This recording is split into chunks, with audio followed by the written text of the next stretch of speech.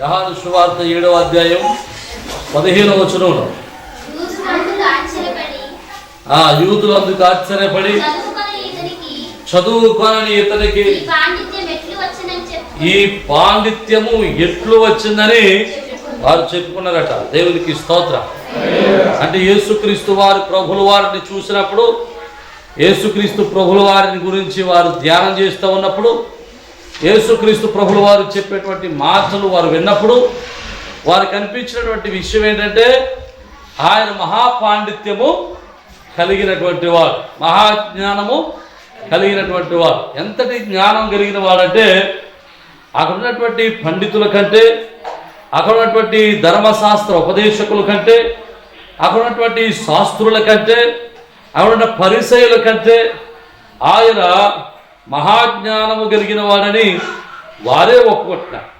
యేసు వారు ఆయన చిన్ననాటి నుండి కూడా ఎప్పుడు కూడా ఏ పాఠశాలకు కూడా వెళ్ళినటువంటి దాఖలాలు లేవు. ఆయన ఎప్పుడు ఏ స్కూల్కి వెళ్ళలేదు, ఏ కళాశాలకి వెళ్ళలేదు. అయినప్పటికీ పాఠశాలలకు వెళ్ళి, కళాశాలలకు వెళ్ళి విద్యాభివృద్ధులు పొందుకున్న వారి కంటే మహాజ్ఞానాన్ని దేవుడు ఆమేన్ హల్లెలూయా ఆయన కలిగి ఉన్నాడు. జాగ్రత్తగా ఆలోచన చేస్తే యేసు వారికి ఇంత పాండిత్యం ఎక్కడి నుంచి వచ్చింది?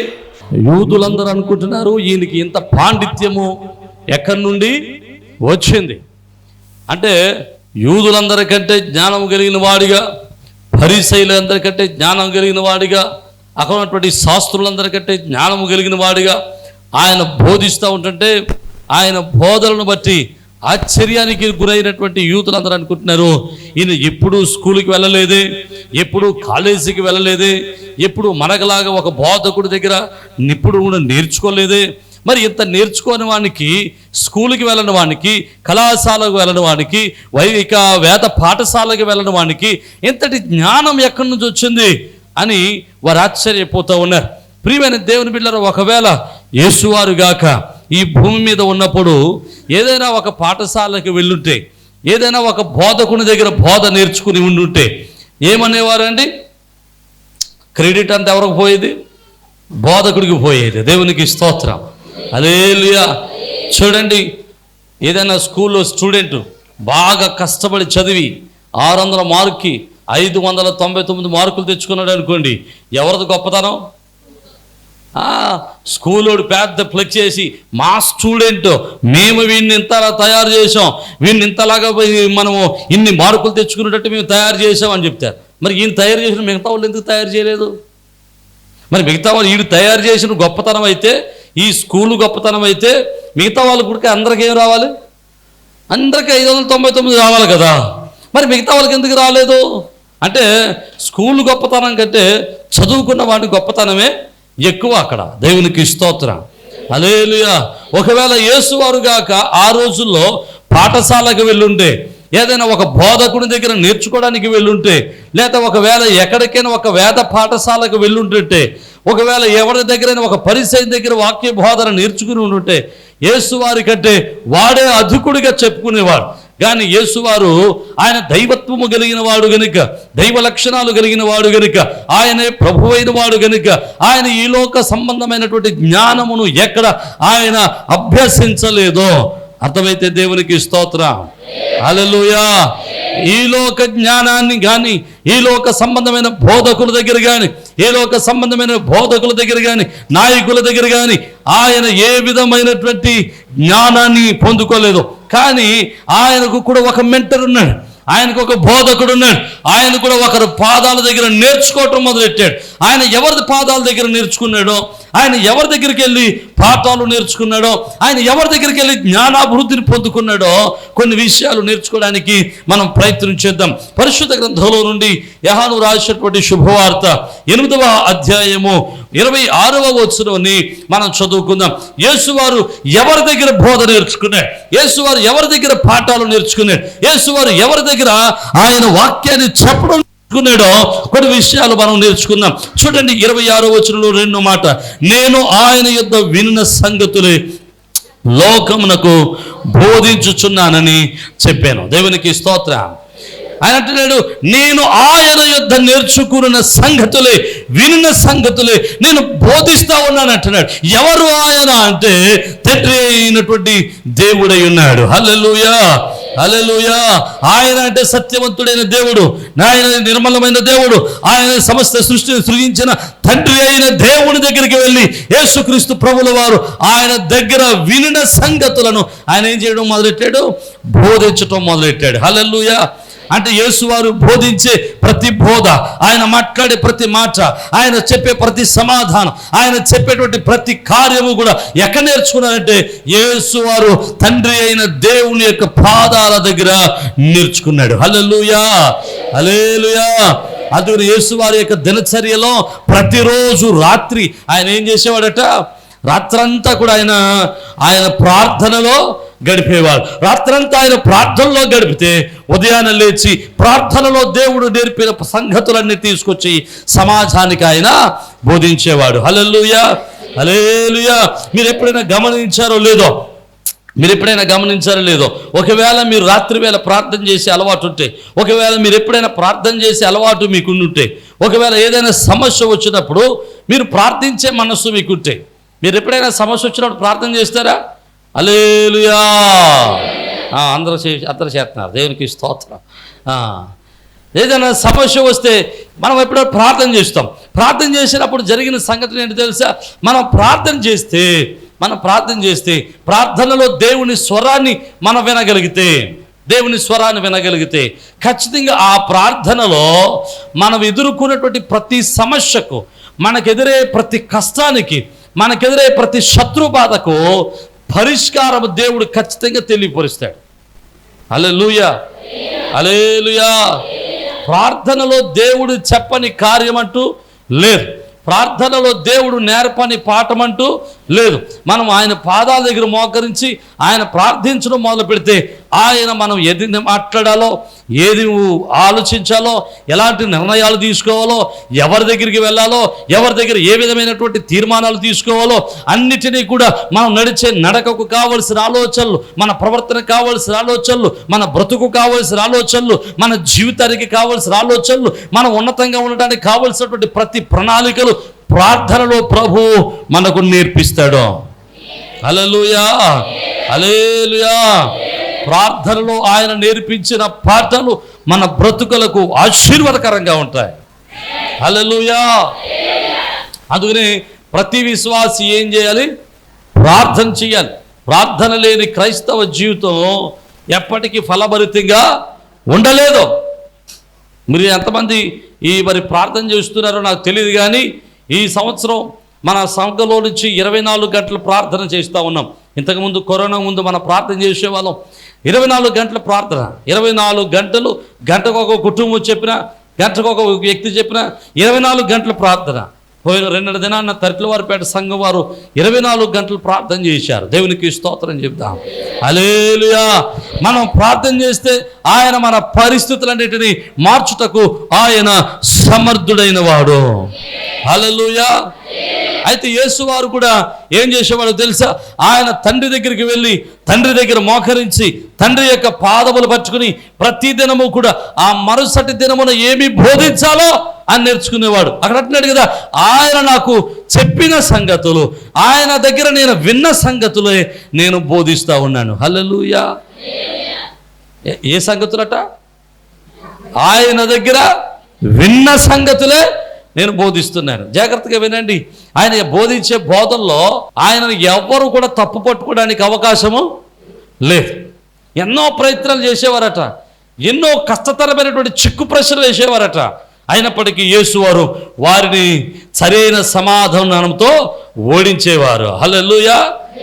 ప్రియమైన దేవుని బిడ్డలారా, మనం జాగ్రత్తగా వింటే యేసువారు అంతటి మహాజ్ఞానం కలిగి ఉండడానికి గల ప్రధానమైన కారణం ఏంటంటే తండ్రి అయిన దేవుని దగ్గర విని నేర్చుకునేవారు. ఆమేన్. జాగ్రత్తగా విందాం. ఈరోజు ఒక క్రైస్తవ జీవితాన్ని జీవిస్తున్నటువంటి మనము, క్రైస్తవ బ్రతుకులో ఉన్నటువంటి మనము, క్రైస్తవ జీవన విధానములో ఉన్నటువంటి మనము నేర్చుకోవలసినటువంటి అత్యంత ప్రాముఖ్యమైనటువంటి పాఠం ఏంటంటే మనము క్రీస్తును పోలిన వారమై ఉండాలి. అందుకనే అపోస్తులైనటువంటి పేతురు రాసినటువంటి మొదటి పత్రిక 2వ అధ్యాయం 21వ వచనంలో అంటాడు, క్రీస్తు మనకు ఒక మాదిరి ఉంచిపెట్టి వెళ్ళాడట. క్రీస్తు మనకేం చేశాడు? ఒక మాదిరి ఉంచిపెట్టి వెళ్ళాడు. ఆయన ఒక మన మాదిరిగా ఉన్నాడు. అంటే మనం యేసు మాదిరి మనం బ్రతకగలిగితే, యేసు మాదిరి మనం జీవించగలిగితే, యేసు వల్ల మనం జీవించగలిగితే మనము కూడా జ్ఞానులుగాను, దీవెనకర్తలుగాను, ఆలోచనకర్తలుగాను, జ్ఞానము కలిగిన వారుగాను ఈ భూమి మీద మనము జీవించగలము. హల్లెలూయా, హల్లెలూయా. అంటే మనము దేవుని దగ్గర మనం ఏం చేయాలి? యేసు వారి దగ్గర నుంచి ఈరోజు మనం నేర్చుకోవాల్సిన పాఠం ఏంటంటే బాగా వినటం నేర్చుకోవాలి. హలో, ఏం నేర్చుకోవాలి? వినటం నేర్చుకోవాలి. జాగ్రత్తగా విందాం. ఏం నేర్చుకోవాలి? వినటం నేర్చుకోవాలి. చాలామందికి వాక్యాన్ని వినే అలవాటు ఉండదండి. ప్రార్థనకు వస్తారు తప్ప, ప్రార్థనలో ఉంటారు తప్ప, ప్రార్థనలో కూర్చుంటారు తప్ప వారికి వాక్యాన్ని వినే అలవాటు ఉండదు. వాక్యాన్ని వినే అలవాటు ఉండదు. ఏం చేస్తారో తెలుసా? ప్రార్థనకు వచ్చి ప్రార్థనలో కూర్చొని శుభ్రంగా దర్శనాలు చూస్తుంటారు. దేవునికి స్తోత్రం. మన సంఘంలో మా చిన్నప్పుడు ఒక ఆయన ఉండేవాడు. ఇప్పుడు ఆయన లేరు కాబట్టి మనం చెప్పేసుకొచ్చిపోయారు. మంచి ఆయన. పెద్ద అయ్యగారితో కలిసి చక్కని పరిచర్యలో నాన్నగారికి తోడ్పడినటువంటి పెద్ద ఆయన శైలి గారు, పెద్ద వయసు. ఆయన స్టేజ్కి ఎప్పుడు కిందే కూర్చునేవాడు. ఒకరోజు ఆయన శనివారం అనమాట, శనివారం ఉపవాస ప్రార్థనలో గుర్రబెట్టి నిద్రపోతున్నాడు. అప్పుడు నేను చిన్నవాడిని. నేను పక్కెళ్ళి తాతయ్యగారు అని లేపాను. లేచిపోయి బాగానే ఉంది, బాగానే కూర్చుంది. ప్రార్థన అయిపోయిన తర్వాత నా మీద పెద్ద దెబ్బలాడెట్టాడు. మా నాన్నగారు వచ్చి ఆ పిల్లని అలా తిట్టేస్తున్నాం ఏంటి అని అడిగితే ఆయన అన్నాడు, ఏమన్నాడు తెలుసా? మీ అబ్బాయి ఏం చేయడం అనుకున్నావు? నేను మంచి దర్శనం చూస్తే చెడగొట్టేసాడు అన్నాడు. దేవునికి స్తోత్రం. ఆయన దర్శనం చూస్తాడంట, నేనేమో చెడగొట్టేశానంట. అలాగా ప్రార్థనకు వచ్చి దర్శనాలు చూసే వాళ్ళు చాలామంది ఉన్నారు. ప్రార్థనలో దర్శనాలు చూసే సమయంలో దర్శనాలు చూడాలి, వాక్యం వినాల్సిన సమయంలో వాక్యం వినాలి. అర్థమైతే దేవునికి స్తోత్రం చెప్దాం. హల్లెలూయా. ప్రియమైన దేవుని బిడ్డలారా, మనం వాక్యాన్ని వినడానికి సమయాన్ని ఇవ్వాలి. వాక్యాన్ని వినడానికి మన యొక్క ఆలోచన ఇవ్వాలి. వాక్యాన్ని వినడానికి మనం సమయాన్ని కేటాయించాలి.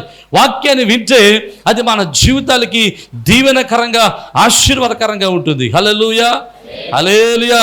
పరిశుద్ధ గ్రంథంలో మనం చూస్తే వాక్యాన్ని వింటే ఏం జరుగుతుందో కొన్ని విషయాలు మనం నేర్చుకోగలిగితే, అక్కడ అంటున్నాడు వాక్యం వినటం వలన, ఇక్కడ అంటున్నాడు ద్వితీయోపదేశకాండము 15వ అధ్యాయం 5వ వచనం అంటాడు, నీ దేవుడని యెహోవా మాటను జాగ్రత్తగా విని ఎడల మీలో బీదలు ఉండరు.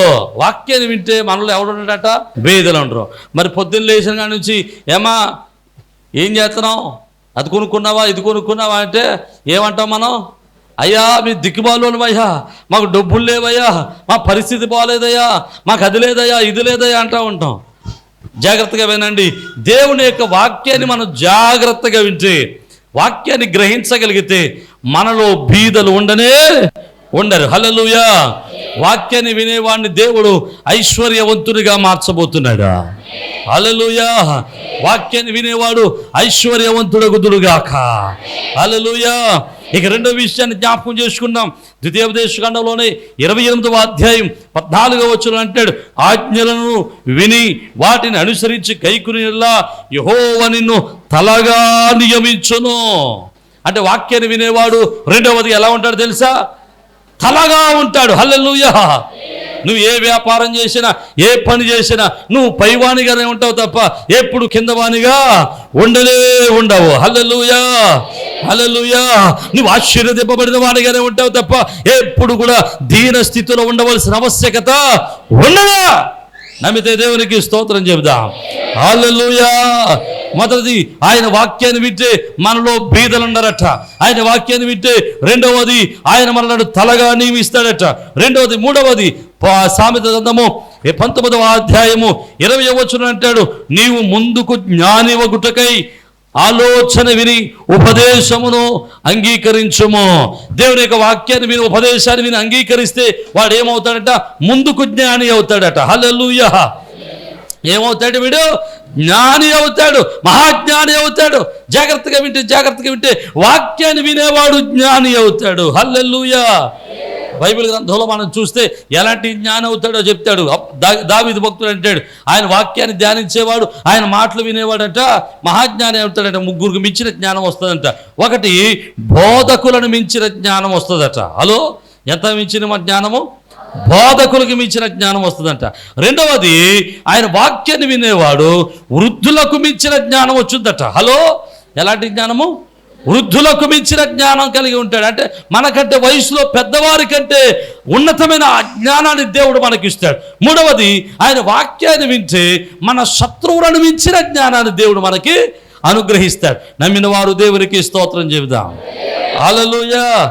వాక్యాన్ని వినటం వల్ల మనం జ్ఞానవంతులం అవుతాం. ఇక నాలుగవది, ఆయన ఒక వాక్యాన్ని వింటూ ఏం జరుగుతుందో చూద్దాం. యెషయా గ్రంథంలో 1వ అధ్యాయము 19వ వచనంలో చూస్తే, వినన ఎడల, నువ్వు దేవుని మాటలు వినని ఎడల మీరు భూమి యొక్క మంచి పదార్థములను అనుభవిస్తారట. హల్లెలూయా. వాక్యాన్ని వింటే భూమి మీద మంచి ఫలాలు మీరు అనుభవిస్తారు. హల్లెలూయా. ఎవరు అనుభవిస్తారు మంచి ఫలాలు? వాక్యాన్ని వినేవారు. నమ్మిన వారు దేవునికి స్తోత్రం చెప్తాం. హల్లెలూయా. ప్రియమైన దేవుని బిడ్డలారా, నా మన్ను ఈ మాట చెప్పనివ్వండి. మరి మీలో ఎంతమంది వాక్యాన్ని వింటున్నారు? ఎంతమంది వాక్యాన్ని వింటున్నారు? ఎంతమంది వాక్యాన్ని వినడానికి ఇష్టం చూపిస్తున్నారు? ఎంతమంది వాక్యాన్ని వినడానికి శ్రద్ధ కలిగి ఉన్నారు? మీకు మంచి మాట చెప్పి నేను ముగించడానికి ప్రయత్నం చేస్తాను, ముందరకు వెళ్తాను. ఒకసారి ఒక ఆదివారం దెయ్యాల గురించినటువంటి వాక్యం చెప్పాను. ఇంచుమించు 1.5 గంటన్నర వాక్యం చెప్పాను. దెయ్యాలంటే ఎవరు? దెయ్యాలంటే ఎక్కడి నుంచి వస్తారు? దెయ్యాలంటే ఏం చేస్తారు? దెయ్యాలు ఎలా ఉంటారు? ఈ విషయాలన్నీ ఇంచుమించు 1.5 గంటన్నర వాక్యం చెప్పాను. ఆదివారం అయిపోయింది. 3 ఆరాధనలో 3 గంటన్నరలో వాక్యం చెప్తాను. చెప్పిన తర్వాత వాక్యం అయిన తర్వాత ఇంటికి వెళ్ళాను. ఇంటికి వెళ్ళి కాసేపు రెస్ట్ తీసుకుంటున్నాను. కాసేపు రెస్ట్ తీసుకుంటుంటే 5:30, 6 ఆ టయానికి ఒక సహోదరి నాకు ఫోన్ చేసింది. ఫోన్ చేసి, అయ్యారో వెంటనే ఇంటికి రండి అన్నాను. ఏమ్మా అన్నాను. ఏమీ లేదండి, మా పాపను దెయ్యం పట్టుకోతాను. సరే మా వస్తున్నాను. ఆ పొద్దున్న దెయ్యం గురించి వాక్యం విని ఇంటికి వెళ్ళేసరికి పిల్లకి దెయ్యం పట్టుకోను. ఇంటికి వెళ్ళేసరికి ఇప్పుడు అంటుంది నాతో, అయ్యారో మొన్న మా అమ్మాయి అలా ముంగండి వెళ్ళిందండి. ఆ ముంగంటిలోనంట ఆ ముందు వారంలోనే ఒక అమ్మాయి ఆత్మహత్య చేసుకుని చచ్చిపోయిందంట. ఆ ఆత్మహత్య చేసుకుని చచ్చిపోయినటువంటి అమ్మాయి వచ్చి మా పిల్లని వేయించుకుని తినేస్తుందండి, తీసుకెళ్ళిపోతానంటుందండి, వదిలిపెట్టినట్టుందండి అన్న. ఇప్పుడు ఆ దెయ్యం పట్టుకున్న పిల్ల గురించి బాధపడ్డాం కంటే దెయ్యం పట్టుకోకుండా ఉన్న ఈ మనిషి కోసం బాధపడ్డాను. పొద్దున్న 1.5 గంటన్నర వాక్యం విని ఇంటికి వెళ్ళి ఏమంటుంది? దెయ్యం పట్టుకుందంట. ఏ దెయ్యం పట్టుకుందంట? ఆత్మహత్య చేసుకున్న దెయ్యం పట్టేసుకుందంట. మరి దెయ్యాలు ఆత్మహత్య చేసుకున్న మనుషులే దెయ్యాలుగా అవుతారా? మీరు చెప్పండి. మనుషులు దెయ్యాలు అవుతారా? అవరన్న వారు దేవునికి స్తోత్రం. అలా కాదు, మనుషులు చచ్చిపోయిన వాళ్ళు దెయ్యాలు అవుతారన్న వారు దేవునికి స్తోత్రం. అదేంటి నిజంగానా? ఇందులో చాలామంది 2 రకాలుగా కూడా ఉంటారు. దేనికి హల్లెలూయా చెప్పరు. గోడ మీద పిల్లలాగా దేనికి చెప్పకపోతే ఏది మంచిదైతే ఏది కరెక్ట్ అయితే అదే మాది. దేవునికి స్తోత్రం. రేపు 4వ తారీఖున రిజల్ట్ వస్తాయి కదా. చాలామంది నాకులాంటి వాళ్ళు న్యూట్రల్గా ఉంటారు. మాకులాంటి వాళ్ళు మేము ఏం చేస్తామంటే గెలిచినోడే మావాడు అంతే. దేవునికి స్తోత్రం. హల్లెలూయా. ఎవరు కొట్టేసామంటే గెలిచినోడికి వేసాం అంతే. కొంతమంది జెండాలు పెట్టుకుని తిరుగుతూ ఉంటారు కదా, వీళ్ళకే ఇబ్బంది. వాళ్ళు జెండాలు పెట్టుకున్న వాళ్ళు గెలవకపోతే చాలా బాధ. హల్లెలూయా. ప్రియమైన దేవుని బిడ్డలు, మీకు విషయం చెప్పరా, పైన పోటీ చేసే వాళ్ళు ఇద్దరు బాగానే ఉంటారు, ఇంట్లో కూర్చొని ఆడుకుంటూ ఉంటారు. వాళ్ళిద్దరూ పార్టీలు ఏర్పాటు చేసుకుంటారు. బయట ఉన్న వాళ్ళ కొట్టుకుసేస్తూ ఉంటారు. మా పార్టీ వాడికి గెలకపోతే, నిన్న ఎక్కడికి వెళ్తే అక్కడ ఒక ఆయన అన్నాడు, ఏమంటే మేము పార్టీకి వెళ్తే దాన్ని పందెం వేద్దాం అనుకుంటున్నాం, మీరు ఎవడో ఉన్నాడో పందెం వేసి కూడా అన్నాడు. అంటే అంతవరకు వెళ్ళిపోయింది పిచ్చి, పందాలు వేసుకునే వరకు వెళ్ళిపోయింది పిచ్చి. జాగ్రత్తగా వినండి. వాక్యాన్ని వినిన వారిలో వాక్యాన్ని వినిన వారిలో జ్ఞానం ఉంటుంది. ఆ బిడ్డను దయ్యం పట్టుకుందని చెప్పినప్పుడు, దయ్యం పట్టుకున్న మనిషి కంటే దయ్యం పట్టుకున్న మనిషి కోసమే ఎక్కువ బాధ కలిగింది. ఎందుకో తెలుసా? అసలు దెయ్యాలంటే ఎవరో, దెయ్యాలు ఎక్కడి నుంచి వస్తాయి పొద్దున్న చెప్తే ఆ సాయంత్రం వెళ్ళి ఇన్నదంతా గంగలో కలిపి యథా కబుర్లని చెబుతుంది. అర్థమైతే దేవునికి స్తోత్రం చెప్పు. హల్లెలూయా. ప్రియమైన దేవుని బిడ్డలారా, చాలామంది వాక్యాన్ని వింటారు కానీ వాక్యాన్ని ఏం చేయరు? గ్రహించరు. వాక్యాన్ని గ్రహించరు, గ్రహింపులైన మనస్సుతో ఉంటారు. వాక్యాన్ని వింటారే తప్ప వాక్యాన్ని అనుసరించి జీవించేటువంటి మనస్సు ఉండదు. అర్థమైతే దేవునికి స్తోత్రం చెప్దామా? హల్లెలూయా. వాక్యాన్ని వినాలా, వాక్యాన్ని వినాలా. వింటే మనస్సులో దానికి వాక్యాన్ని అనుసరించి వాక్యాన్ని వినని వాడి గురించి రాస్తూ ఉంటాడు. రోమిలకు రాసిన పత్రిక 10:17 వచనంలో అంటాడు కదా, వినుట వలన ఏం కలుగుతుంది? విశ్వాసం కలుగుతుంది. దేవునికి స్తోత్రం. ఏం కలుగుతుంది? విశ్వాసం కలుగుతుంది. మరి ఎప్పుడు విశ్వాసం కలుగుతుంది నీకు? నువ్వు వినాలి కదా. ఎప్పుడు వింటావు నువ్వు? చాలామంది ఉంటారండి, చాలామంది వాక్యాన్ని ఎలా వింటారు తెలుసా? ఆదివారం మాటలే వింటారు. కొంతమంది ఆదివారమే వింటారు, మరలా మధ్యలో ఇంకెప్పుడు వాక్యం జోలికే పోరు. మరలా ఎప్పుడు వింటారు? కొంతమంది ఉంటారండి. ఈ ఆదివారాన్ని వినే బ్యాచ్లోనే మరి కొంతమంది బ్యాచ్ ఉంటారు. ఈ బ్యాచ్ ఏంటంటే మొదటి ఆదివారమే వింటారు వీళ్ళు వాక్యం. మరి కొంతమంది ఉంటారు, వీళ్ళు ఇంకా పెద్ద బ్యాచ్ అనమాట. వీళ్ళు ఎప్పుడు వింటారంటే పండగలకు మాత్రమే వాక్యం వింటారు. వీళ్ళు చెప్తూ ఉంటారు, వీళ్ళు పొరపాటును గాక ఎవడైనా తగిలి, ఏ పిచ్చోళ్ళు అంటాడు తగిడి, మీ సంఘంలో తప్పలు పడుతున్నారు తెలుసా, తప్పలు కొట్టమని బైబిల్లో ఉందా, వాయిద్యాలు వాయించమని బైబిల్లో ఉందా అని చెప్పి అంటే హీ అంటారు వీళ్ళ. మీకు అర్థమైందా? అర్థమైతే దేవునికి స్తోత్రం. కొంతమంది పిచ్చోళ్ళు ఉంటారు కదా, వాళ్ళు పిచ్చోళ్ళు అన్నందుకు కాదు కానీ వాళ్ళ ఇష్టం, వాళ్ళు ఏం చేసుకుంటారు వాళ్ళు చేసుకుంటారులేండి. ఎవరైనా బైబిల్కి సంబంధించినటువంటి ప్రశ్నలు సంధిస్తే వాటికి సమాధానం మనం చెప్పలేము. చాలామంది ఇప్పుడు బైబిల్కు వ్యతిరేకంగా నడిచిన వారు చాలామంది ఉన్నారు. బైబిల్ వ్యతిరేకంగా ప్రశ్నలు వేసేవారు చాలామంది ఉన్నారు. ఇదిగో లోతు బిడ్డలతో లోతు పాపం చేశాడు అని ప్రశ్న సంధిస్తే నీ దగ్గర సమాధానం ఉందా? లేదు. లేకపోతే మరొకటి ఏదైనా ప్రశ్న వేస్తే నీ దగ్గర సమాధానం ఉందా అంటే సమాధానము లేదు. సమాధానం లేనిపోవటం వల్ల ఏమవుతుందంటే వాడు గెలిచిపోతున్నాడు, వాడే గెలుస్తున్నాడు. ఎందుకు గెలుస్తున్నాడంటే నీ దగ్గర సమాధానము లేదు కనుక. మరి నీ దగ్గర ఎందుకు సమాధానం లేదు? చెప్పట్లేదు మీరు, వేనా? హల్లెలూయా, హల్లెలూయా. ఏమండి, ఇప్పుడు వాక్యానికి వ్యతిరేకంగా మాట్లాడే వాళ్ళు చాలామంది బయలుదేరారు. వాక్యాన్ని వ్యతిరేకంగా మాట్లాడుతూ వాక్యాన్ని అపార్థం చేసుకుని వాక్యాన్ని బట్టి ప్రశ్నలు వేసేవారు చాలామంది బయలుదేరుతూ ఉన్నారు. వీరందరికీ మనం సమాధానం చెప్పాలంటే మనం ఏం చేయాలి? చెప్పట్లేదు, వాక్యాన్ని వినాలా. జాగ్రత్తగా వాక్యాన్ని వింటే ఆ వాక్యము మన జీవితాన్ని మారుస్తూ ఉంది. హల్లెలూయా. వాక్యాన్ని వినగలిగితే ప్రశ్నలు సంధించేవానికి సరైన సమాధానాలు చెప్పగలిగిన శక్తిమంతులు మనం అవుతాం. హల్లెలూయా, హల్లెలూయా. ప్రియమైన దేవుని బిడ్డలు జ్ఞాపకం చేసుకుంటే మరి వాక్యాన్ని వినకపోతే మన జీవితాలు ఎట్లా? మీకు బైబిల్లో ఒక మంచి ఉదాహరణ చెబుతాను, జాగ్రత్తగా వినండి. బర్తలోమయి అనేటువంటి ఒక గుడ్డోడు ఉన్నాడు, తెలుసు కదా మీకు బర్తలోమయి. ఈ బర్తలోమయి అనేటువంటి గుడ్డోడు ఎప్పటి నుంచి గుడ్డితనం కలిగినోడు తెలుసా? చిన్నప్పటి నుంచి, వాడు పుట్టినప్పటి నుంచి గుడ్డితనం కలిగినోడు. అయితే ఒకరోజు పెద్దవాడయ్యాడు.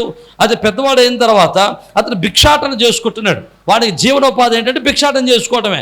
కనుక భిక్షాటన చేసుకుంటూ ఎరుకో దారిలో ఉన్నాడట. యేసువారు ఆ ఎరుకో దారి గుండా వెళ్తూ ఉన్నాడు. ఎరుకో దారి గుండా వెళ్తూ ఉన్నప్పుడు ఈ భిక్షమెత్తుకున్నటువంటి భర్తలోమయి పక్కన నన్ను అడిగాడంట. కళ్ళు లేనోడు కళ్ళున్నవాడిని అడిగాడట. ఏమని?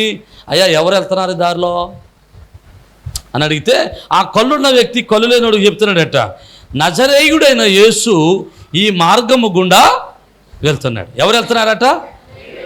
నజరేయుడైన యేసు ఈ మార్గం గుండా వెళ్తున్నాడు అని చెప్పినప్పుడు బర్తలోమయి యేసు వారిని పిలవడం మొదలెట్టాడు. బిగ్గరగా కేకలు పెట్టి ఏమని పిలుస్తున్నాడు?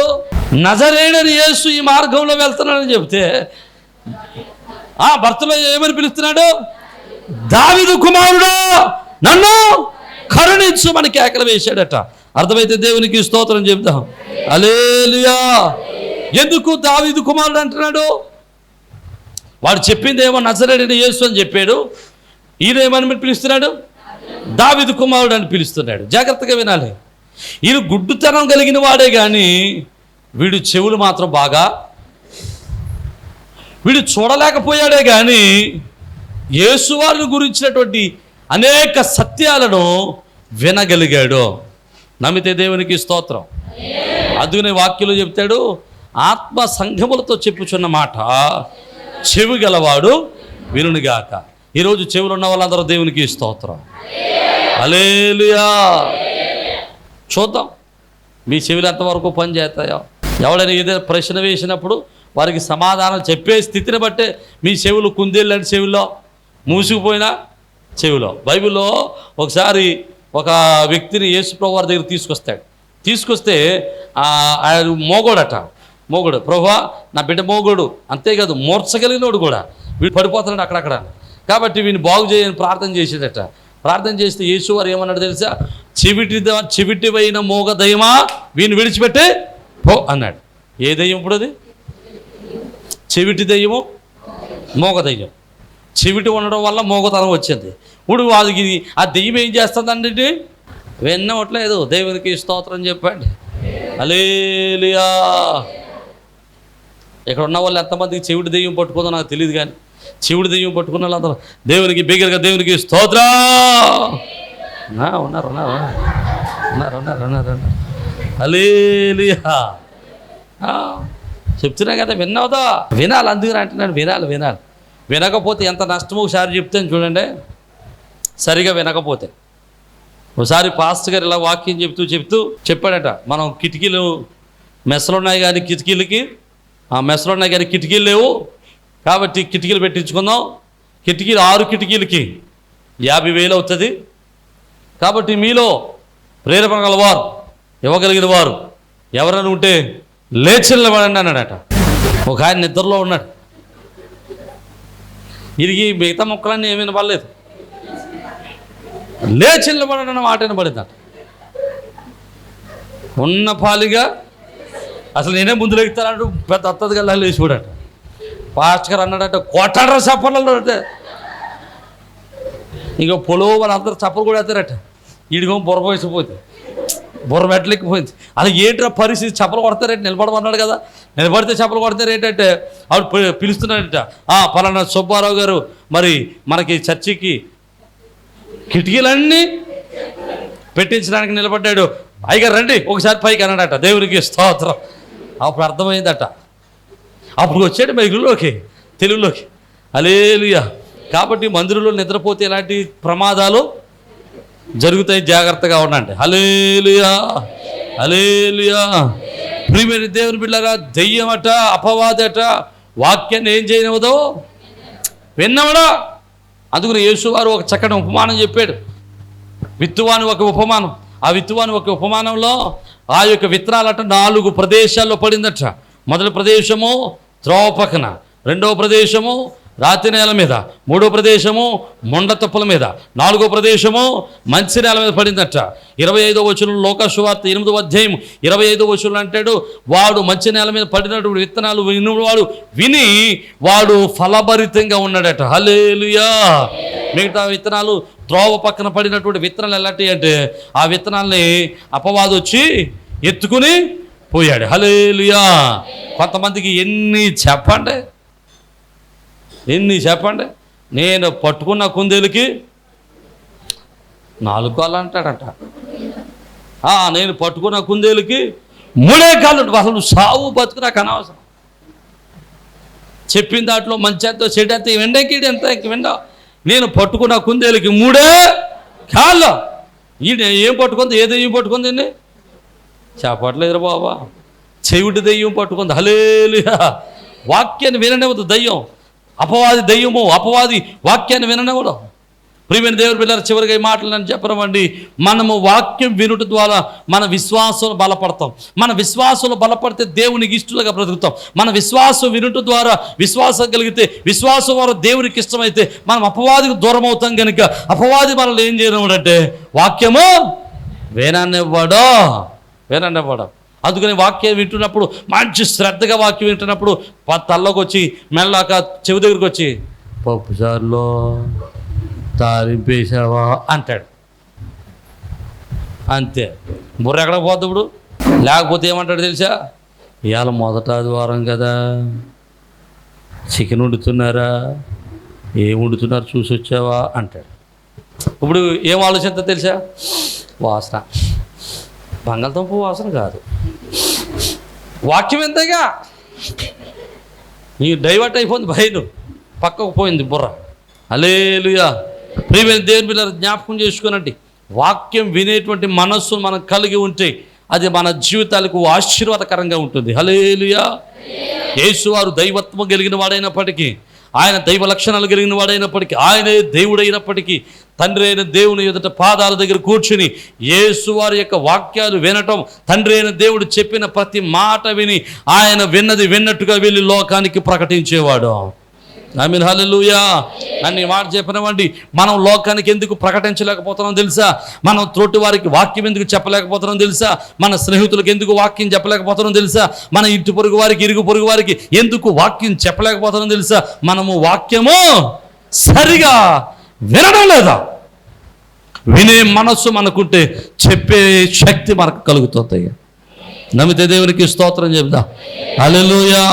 ఎవరైనా ఒకవేళ బలహీనంగా ఉంటే, ఎవరైనా అనారోగ్యంతో ఉంటే వాళ్ళ దగ్గరికి వెళ్ళి ఎప్పుడైనా సరే, అమ్మా ఎవరికైనా ఆరోగ్యం పోకపోతే వాళ్ళ దగ్గరికి వెళ్ళి ఏం చెప్తారంటే, మీరు కవర్లు ఏం చెప్తారు? అమ్మ చిన్నరాజు గారి దగ్గరికి వెళ్ళు, లేకపోతే లేదా అమలాపురం వెళ్ళు, లేకపోతే రాజమండ్రి వెళ్ళు. ఆయుర్వేదం తెచ్చుకుంటావా, హోమియోపతి తెచ్చుకుంటావా అంటాం. కానీ ఎప్పుడైనా నీ మొహం పెట్టుకుని, అమ్మ నీకు ఆరోగ్యం బాగలేదు కదా, ఇదిగో దేవుని యొక్క వాక్యంలో ఈ విధంగా రాయబడుతుంది, యేసువారు పొందిన గాయముల చేత మనకు స్వస్థత కలుగుతుందని వాక్యంలో ఉంది, ధైర్యంగా ఉండవు, దేవుడు నిన్ను స్వస్థపరుస్తాడని చెప్పగలిగామా అంటే చెప్పలేదు. ఎందుకు చెప్పలేదు? మనకు తెలియదు. ఎందుకు తెలియదు? మనం వెళ్ళలేదు. హల్లెలూయా. హల్లెలూయా. అది దేవుడు మీకు వినగలిగిన చెవులను అనుగ్రహించునుగాక. హల్లెలూయా. వినగలిగిన మనస్సును ప్రభు అనుగ్రహించునుగాక. హల్లెలూయా. ప్రియమైన దేవుని బిడ్డలారా, అందుకనే యేసుక్రీస్తు ప్రభుల వారు వాక్యం చెప్తేనట, ఇశ్రాయేలీయులు యూదులందరూ యేసువారి దగ్గరికి ఎలా వచ్చేవారు తెలుసా? లూకా సువార్త 21వ అధ్యాయము 38వ వచనం అంటాడు, ఆయన వాక్యం వినడానికి పెందల కడనే ఆయన దగ్గరికి వచ్చుచుండిరి అని రాశాడు. 21వ అధ్యాయము 38వ వచనం చదవన్నాను ఒకసారి. ప్రజలందరూ ఆయన మాట వినుటకు దేవాలయములు ఆయన యుద్ధకు పెందల కడని ఎలా వచ్చారంట వాళ్ళందరూ? చెప్పట్లేదు. అందుకోసమే దెయ్యం పట్టుకుంటే పరిగెత్తుకుంటూ ఎక్కడికి వెళ్తున్నాం మనం? మొక్కమనంట. దేవునికి స్తోత్రం. ఎక్కడికి వెళ్తున్నాం? రేకులు తెచ్చుకోవడానికి వెళ్తున్నాం. రేకులు. వాక్యం విన్నవాడైతే ఎక్కడికి వెళ్తాడు? దేవుడి మందిరానికి వస్తాడు. హల్లెలూయా. హల్లెలూయా. మీకు మంచి విషయం చెప్తాను. పిల్లలు మీకే కాదు మాకు ఉన్నారు, దేవుడు ఇచ్చాడు. మా పిల్లలను కూడా పెంచుతున్నాం. మా పిల్లలు కూడా 13 సంవత్సరాలు వచ్చాయి. ఇప్పుడు వరకు మా పిల్లలకి వారి జీవితంలో ఎప్పుడూ కూడా రచరేఖ అనేది కట్టలేదు, నల్లతోడు కూడా కట్టలేదు. వాళ్ళకే కాదు, మేము పెద్దల వైపు 40 సంవత్సరాలు వచ్చాయి, మాకు కూడా ఎప్పుడు రచరేఖ అన్న మాటే తెలియదు. మరి మమ్మల్ని వేయించుకోవద్దు దయ్యాలు, మిమ్మల్ని ఎందుకు వేయించుకు తిన్నాయి వెళ్ళా బాబా? మా పిల్లలు పీక్కు తిన్న దయ్యాలు మీ పిల్లలు ఎందుకు పీక్కు తిన్నారు బాబా అంటే మీరేం చేయరు? వాక్యం వినరా? వాక్యం విన్న వాళ్ళ దగ్గర దయ్యాలు ఎందుకు వస్తాయండి? వచ్చినా కానీ వాక్యాన్ని బట్టి గద్దిస్తే వాడు మన దగ్గర నిలబడకుండా పారిపోతాడా? హల్లెలూయా. హల్లెలూయా. నన్ను ఈ మాట చెప్పినప్పుడు వారు వాక్యాన్ని వినడానికి పెందల కడని దేవుని మందిరానికి వచ్చారట. మరి నువ్వు వాక్యాన్ని వినగలిగితే వాక్యము నీ జీవితాన్ని మార్చగలుగుతుంది. వాక్యాన్ని వినగలిగితే వాక్యము నీ బ్రతుకును మారుస్తుంది. వాక్యాన్ని వినగలిగితే వాక్యము నీ ఆలోచన విధానాన్ని మారుస్తుంది. వాక్యాన్ని వినగలిగితే వాక్యము నీ యొక్క జీవితపు విధానాన్ని మారుస్తుంది. నీ నడకను మారుస్తుంది, నీ ఆలోచన మారుస్తుంది, నీ పడకను మారుస్తుంది, నీ యొక్క జీవితపు సమస్తమైన పద్ధతులన్నిటినీ వాక్యము మార్చివేస్తుంది. హల్లెలూయా. హల్లెలూయా. వాక్యం వింటే నీ జీవితంలో అప్పులనేవే ఉండవా? ఆ వాక్యం వింటే నీ జీవితంలో ప్రతి రోగములను నీకు జయమే కలుగుతుంది. హల్లెలూయా. వాక్యాన్ని వింటే సాతాన్ని ఎదిరించగలిగిన శక్తిమంతుడు నువ్వు అవుతావా? వాక్యాన్ని వినగలిగితే నీ బ్రతుకులో ఉన్నతమైన జీవితాలు నువ్వు అనుభవించగలుగుతావా? వాక్యం వినగలిగితే నీ జీవితంలో సమాజంలో పేరు ప్రఖ్యాతులు నువ్వు పొందుకోగలుగుతావా? హల్లెలూయా. హల్లెలూయా. అందుకు నేను ఒక మాట రాసుకున్నాను, నేను మాట రాసుకున్నాను, what you here what you become. నువ్వు ఏది వింటావో అలాగే నువ్వు ఉంటావు. హలో, నా మాట అర్థమైందా మీకు? నువ్వు ఏది వింటావో నువ్వు అలాగే ఉంటావు. అంత మాటలు ఆ పక్కోటుడి గురించి ఈ పక్కోటుడి గురించి ఎంటా ఉన్నావు అనుకోండి, నువ్వు అలాగే తయారవుతావు. అంత మాటలు దొంగోడి దగ్గర కూర్చొని దొంగ మాట్లాడుతున్నావు అనుకోండి, చివరికి నువ్వేమవుతావు? హల్లెలూయా. నువ్వు ఏది వింటున్నావో జాగ్రత్త, ఏది వింటున్నావో జాగ్రత్త. నీ జీవితాన్ని మలుచుకోవడానికి నువ్వు ఏది వింటున్నావో జాగ్రత్త. నీ చెవులు దేనికి ఇస్తున్నావో జాగ్రత్త. లోకంలో కనబడిందంత వినటం కాదు, వినబడిందంత వినేయటం కాదు, కనబడిందంత వినేయటం కాదు. దేన్ని వింటున్నావో జాగ్రత్తగా వింటే నీవు ఆ విధంగా దేవుని చిత్తంలో నువ్వు మరచబలగలుగుతావు. హల్లెలూయా, హల్లెలూయా. ఏది మంచిది, ఏది శ్రేష్టమైనది, ఏది నీ బ్రతుకును మార్చేది, ఏది నీ బ్రతుకును శ్రేష్టంగా ఉంచేది, ఏది నీ బ్రతుకును ఆనందకరంగా ఉండేది, ఏది నీ జీవితంలో నీ తల్లిదండ్రులకు ఆనందాన్ని తెచ్చేది, ఏది నీ జీవితంలో నీ కుటుంబానికి సంతోషాన్ని తెచ్చేది, ఏది నీ జీవితంలో నిన్ను ఆనందంగా సంతోషంగా ఉంచేదో నువ్వు దేవుని సన్నిధిలో వినగలిగితే అది నీ జీవితంలో నీకు సంతోషాన్ని తీసిపెట్టుకుంటుంది. నమ్మితే దేవునికి స్తోత్రం చెబుదాం. హల్లెలూయా, హల్లెలూయా. నువ్వు వినేటప్పుడు ఏంది జాగ్రత్తగా వినాలా, ఏది పడితే అది వినకూడదా? అర్థమైన వాళ్ళు దేవునికి స్తోత్రం చెబుదామా? హల్లెలూయా.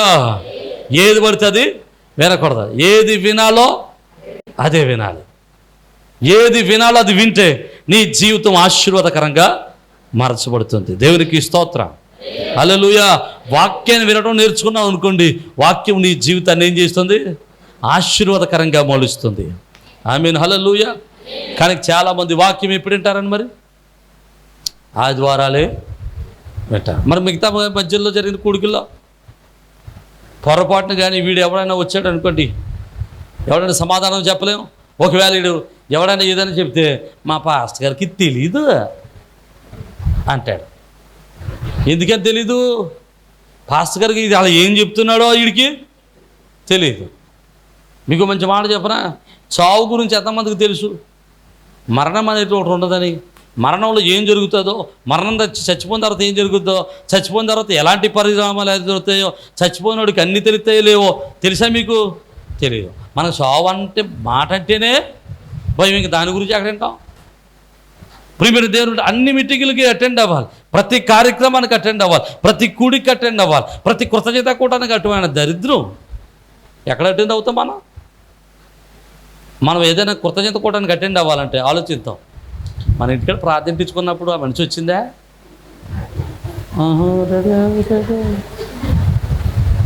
ఆ పక్కింటి వాడు వచ్చిందా? అది రాలేదా? అది రాలేదు, నేను ఎందుకు వెళ్ళాలి దాని ఇంటికి?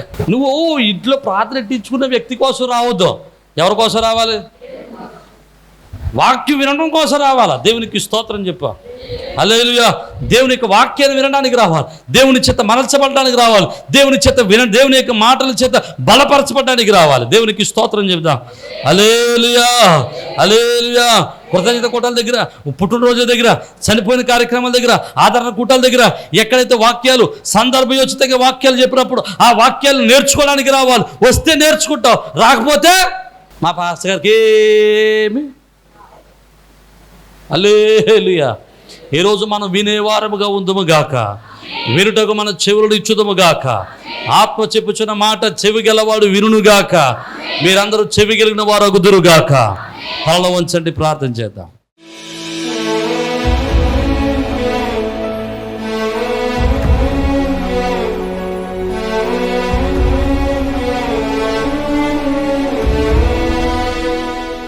ప్రభువా, మా జీవితాల్లో వినే మనస్సును మాకు దయచేయండి. వాక్యాన్ని చెవినెగ్గే మనస్సు మాకు దయచేయండి. వాక్యానికి చెవినిచ్చే మనస్సు మాకు దయచేయండి. వినగలిగిన ఆలోచన మాకు దయచేయండి. అయా, వాక్యాన్ని విననివ్వకుండా సాతానుడు అడ్డుపడుతూ ఉన్నాడు ఆయన. అయా, వాక్యాన్ని వింటే మా జీవితాలు మార్చబడతాయని, అయా మా జీవితాలు మార్చబడితే అయా మేము నీకు ఇష్టలుగా మార్చబడతామని, అయా మేము ఆశీర్వదింపబడతామని అపవాది గ్రహించిన వాడై మమ్మల్ని వాక్యాన్ని వినకుండా చేస్తున్నాడు నాయన. అయా, వాక్యాన్ని వినే మనస్సు మాకు దయచేసి, అయా వాక్యమునకు లోబడే మనస్సు మాకు దయచేసి మీరే మహిమ పొందమని యేసు పరిశుద్ధ నామమున స్తుతించున్నాం మా పరమ తండ్రి. ఆమేన్. ఆమేన్. అందరికీ షలోం. ప్రభునందు ప్రియ సజీవ స్వరం అనేటువంటి యొక్క వర్తమానాన్ని వింటున్నటువంటి మీ అందరికీ ప్రభునాన్ని బట్టి శుభాలు. మీ గృహాలలో మీతో కలిసి ఏ విధంగా ప్రభువును ఆరాధించడానికి ప్రభు ఇచ్చిన సమయాన్ని బట్టి ప్రభువుని స్తుతిస్తా ఉన్నాను. ప్రతిదినం మీరు వీక్షిస్తున్న ఈ వర్తమానాలను బట్టి మీరు ఆశీర్వదింపబడుతున్నారని మేమెంతగానో ప్రభునందు ఆనందిస్తూ ప్రభువును స్తుతిస్తూ ఉన్నాం. మీరు ఇస్తున్నటువంటి ప్రతి మెసేజ్ లేకపోతే మీరు ఇస్తున్నటువంటి ఈ యొక్క ప్రోత్సాహం దేవుని పనులు మమ్మల్ని ఎంతగానో బలవంతులు చేస్తూ ఉంది. కనుక మీరు ఈ వర్తమానాల చేత ఆశీర్వదింపబడుతున్నట్లయితే ఇంకా అనేక మందికి ఈ వర్తమానాల్ని పరిచయం చేయండి. అలాగే ఈ వర్తమానాల చేత మీరు ఆశీర్వదింపబడుతున్నట్లయితే తప్పనిసరిగా ఈ యొక్క పరిచర్యలో మీ వంతు సహకారాన్ని భాగస్వామ్యాన్ని పంచుకోవాలని ప్రభు పేరట మిమ్మల్ని ప్రేమతో ఆహ్వానిస్తూ ఉన్నాం. చాలామంది అడుగుతూ ఉన్నారు, అయ్యా మేము ఈ పరిచర్యలు ఎలా పాలుభాగస్తులం కావాలి అని. చాలా సంతోషం. దేవుడు మీకు ఇచ్చిన భారాన్ని బట్టి ప్రభునందు ఆనందిస్తూ ఉన్నాను. తప్పనిసరిగా మీరు కూడా మాతో కలిసి ఈ యొక్క సత్య సువార్తను ఈ యొక్క ఆత్మీయమైన వర్తమానాలను అనేక మందికి అందించటంలో మీ వంతు కూడా ఖచ్చితంగా సహకారాన్ని అందించవచ్చు. కనుక ఈ స్క్రీన్ మీద కనబడుతున్న నెంబర్లకి ఖచ్చితంగా ఫోన్ చేయండి. తగినటువంటి ఆలోచనలు సలహాలు ఎలాగో మీరు ఈ పరిచర్యలో బాల్య భాగస్తులు కాగలరో మేము మీకు తెలియపరుస్తాం. అలాగే మీరు ఈ వర్తమానాల చేత ఆశీర్వదింపబడుతున్నట్లయితే ఒకవేళ మీరు ఇప్పటి వరకు ఏ సంఘానికి వెళ్ళని వారైతే ఏ మందిరానికి అటెండ్ కాని వారైతే తప్పనిసరిగా మిమ్మల్ని మా మందిరానికి మా సహవాసానికి ప్రేమతో ఆహ్వానిస్తూ ఉన్నాం. చక్కని అపోస్తుల యొక్క బోధ, ఆత్మీయమైనటువంటి ఆరాధన, ప్రేమతో కూడినటువంటి సహవాసము, చక్కని ప్రేమతో కూడినటువంటి ఆదరణ సంఘాల్లో సంఘం ద్వారా పొందడానికి మిమ్మల్ని ప్రేమతో ఆహ్వానిస్తూ ఉన్నాం. ఒకవేళ మీరు ఏకదం మందిరాల్లో ఆల్రెడీ ఒకవేళ మందిరాల్లో కట్టబడి ఉన్నట్లయితే తప్పనిసరిగా ఆదివారపు ఆరాధన మందిరంలో జరిగేటువంటి కూడికలలో పాల్గొనడం మానేయదు. తప్పనిసరిగా మీ మందిరాల్లో బలవంతులై శ్రేష్ఠులై దేవుని పనులు బలవంతులుగా ఎదగాలని మిమ్మల్ని ప్రేమతో ఆహ్వానిస్తున్నాం. ఒకవేళ ఎక్కడా మీరు పరిచర్యలో ఏ పరిచర్యకు ఏ సహవాసానికి ఒకవేళ మీరు అట్టుకట్టి ఉండకపోతే ఏ సహవాసులు మీరు పాలుభాగస్తులుగా ఉండకపోతే తప్పనిసరిగా మిమ్మల్ని ప్రేమతో ఆహ్వానిస్తూ ఉన్నాం. మన పరిచర్యల ద్వారా ఇంకా అనేకమైనటువంటి పరిచర్యలు జరుగుతూ ఉన్నాయి. ప్రతి నెల అనాథల పరిచర్య చేస్తూ ఉన్నాం. ఈ అనాథల పరిచర్యలో చాలామంది యవన బిడ్డలు తమ యవన కాలంలో తమ యొక్క భర్తలను కోల్పోయిన వారు ఉన్నారు. అలాగే చిన్న చిన్న పిల్లలు పెట్టుకుని వారు పోషిస్తున్న వారు ఉన్నారు. వారిని పోషించడానికి దేవుడు మాకు ఇచ్చినటువంటి ఆలోచన బట్టి ప్రతి నెల కొంత సహాయాన్ని చేస్తున్నాం. ఇంకా ఆ సహాయాన్ని అనేక మందికి పంచాలని ఆశపడుతూ ఉన్నాం. ఇలాంటి దేవుని పరిచర్యలో మీరు కూడా మీ యొక్క సహకారాన్ని ప్రేమతో అందించవచ్చు. అలాగే ప్రతి నెల సెకండ్ సాటర్డే మన మందిరంలో చిన్న పిల్లల ప్రోగ్రాం జరుగుతుంది. ఇది ప్రతి నెల జరుగుతూ ఉంది. మీరు కూడా మీ పిల్లలు దేవునిలో ఆత్మీయంగా బలపడాలని ఆశపడితే తప్పనిసరిగా మీ పిల్లల్ని ఆ యొక్క చిన్నపిల్లల ప్రోగ్రానికి కింగ్డమ్ చిల్డ్రన్స్ అనేటువంటి ప్రోగ్రానికి మీ పిల్లలు కూడా ప్రోత్సహించండి. తప్పనిసరిగా పంపించండి. ఉదయం 9 గంటల నుంచి 4 గంటల వరకు చక్కని పాటలు, చక్కని కథలు, చక్కని ఆరాధన, దైవభక్తి, అలాగే విశ్వాసంలో వారిని బలపరచడానికి ఎంతో మేము తోడ్పడుతూ ఉన్నాం, వారిని బలపరుస్తూ ఉన్నాం. అది మీ పిల్లలకు ఆత్మీయంగా బలపడడానికి, విశ్వాసాలు బలపడడానికి ఎంతగానో దోహదం చేస్తూ ఉంది. తప్పనిసరిగా ఈ పరిచర్యలో మీరు కూడా పాలుభాగస్తులై ఉండాలని ప్రభు పేరిట మనం చేస్తున్నాం. అలాగే ఇండియా ప్రేయర్ లీగ్ అనేటువంటి ఒక ప్రార్థనా సహవాసాన్ని నడిపిస్తూ ఉన్నాం.